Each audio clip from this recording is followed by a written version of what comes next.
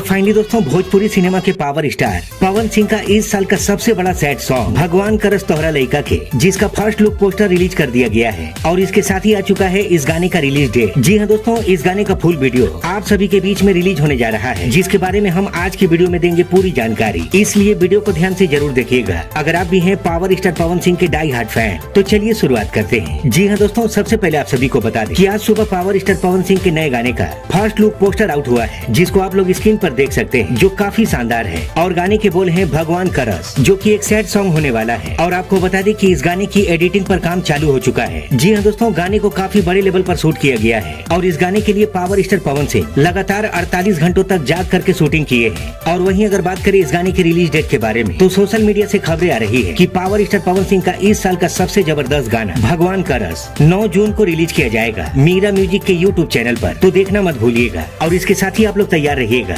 क्योंकि कल के दिन यानी 6 जून को सुबह 7:45 पर आ रहा है चांदनी सिंह और पावर स्टार पवन सिंह का जबरदस्त गाना सुना ए राजा यसी म्यूजिक के यूट्यूब चैनल पर, और इसका टीजर रिलीज कर दिया गया है, जो काफी जबरदस्त है। और इसके साथ ही पावर स्टार पवन सिंह के अभी और भी बहुत सारे गाने आने वाले हैं। तो इसी के साथ मिलते हैं अगली वीडियो में, तब तक के लिए जय हिंद, जय भोजपुरी।